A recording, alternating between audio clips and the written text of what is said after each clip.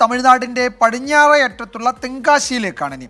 ആദ്യ തെരഞ്ഞെടുപ്പ് മുതൽ കോൺഗ്രസ് മാത്രം ജയിച്ചിരുന്ന മണ്ഡലത്തിൽ 1996 മുതലാണ് മാറ്റങ്ങൾ കണ്ടു തുടങ്ങിയത്. 2004-ലും 2009-ലും CPI ആണ് ഇവിടെ ജയിച്ചത്. ഇത്തവണ ദ്രാവിഡ പാർട്ടികളും BJP-യുമായുള്ള ത്രികോണ മത്സരമാണ് തെങ്കാശിയിൽ.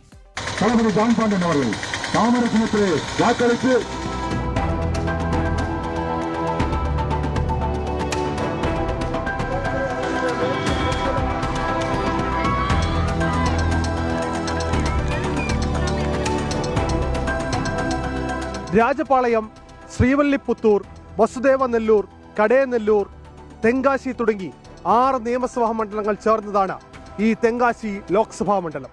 തേവർ, മുസ്ലിം, SC/ST വിഭാഗങ്ങൾക്ക് ഭൂരിപക്ഷമുള്ള മണ്ഡലത്തിൽ തേവർ സമുദായത്തിന്റെ വോട്ട് നിർണായകമാണ്. രാജപാളയം, വാസുദേവനെല്ലൂർ, ശങ്കരൻകോവിൽ എന്നീ ഭാഗങ്ങളിൽ തേവർ സമുദായത്തിൽപ്പെട്ടവരാണ് ഭൂരിഭാഗവും. കടയനെല്ലൂർ മേഖല മുസ്ലിം ഭൂരിപക്ഷ പ്രദേശവും. ഒരു രാഷ്ട്രീയ പാർട്ടിയോടും കൃത്യമായ കൂറ് പുലർത്താത്ത മണ്ഡലം കൂടിയാണ് തെങ്കാശി. DMK, അണ്ണാ DMK സ്ഥാനാർത്ഥികളെ വിജയിപ്പിച്ച ചരിത്രമുള്ള തെങ്കാശിക്ക് CPI സ്ഥാനാർത്ഥിയെ വിജയിപ്പിച്ചതിന്റെ പാരമ്പര്യം കൂടി പറയുവാനുണ്ട്. திராவிடம் தான் ஆளணும், வேற யாரும் இல்லை. திராவிடம்னா என்ன? திராவிட நாடு, திராவிட ஆளணும். BJPக்கு இங்கே வழி இல்லை. യാർക്ക് വോട്ട് പോട്ടാലും എങ്ങൾക്ക് ഒരു പുണ്യവും കിടക്കാതെ ഇങ്ങനെ ചൊല്ലുന്ന തമിഴ് ജനതയും നമുക്ക് തെങ്കാശിയിൽ കാണാം. எனக்கு யார் ஜெயிச்சாலும் என் பொழப்பு தான் கடைசி வரைக்கும் அப்படிங்கிற என்ன சொல்ல.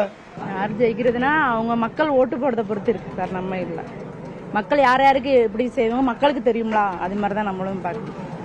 ആര് ഏങ്ങൾക്ക് പൈസ തരുവാങ്ങളോ അവങ്ങൾക്ക് വോട്ട് കൊടുത്തിടുമേ ഇങ്ങനെ പറയുന്ന തമിഴരെയും നമുക്ക് തെങ്കാശിയിൽ കാണാം. மக்கள் மனசுக்குள்ள என்ன இருக்குன்னு நம்ம அதை கண்டுபிடிக்க முடியாதுல்ல. யார் எதுக்கு போடுறாங்க அதுக்கு போடுறதோ அப்படிம்பாங்க. கடைசியில் யாருக்கு போடுறாங்க நமக்கு சொல்ல முடியாது. அதனால எல்லாரும் அவங்க 1000 ரூபா கொடுக்காங்க. அதனால அவங்க நன்றியை நினைச்சு யாருக்கு போடுறாங்கன்னு தெரியாது. വ്യത്യസ്തമായ ജനസംഖ്യാ ശാസ്ത്രത്തെ പ്രതിഫലിപ്പിക്കുന്ന തെങ്കാശി തമിഴ് രാഷ്ട്രീയത്തിന്റെ നിർണായകമായ മണ്ഡലങ്ങളിലൊന്നാണ്. തെങ്കാശി മണ്ഡലത്തിന്റെ ജനവിധി അറിയാൻ ജൂൺ 4 വരെ കാത്തിരിക്കാം.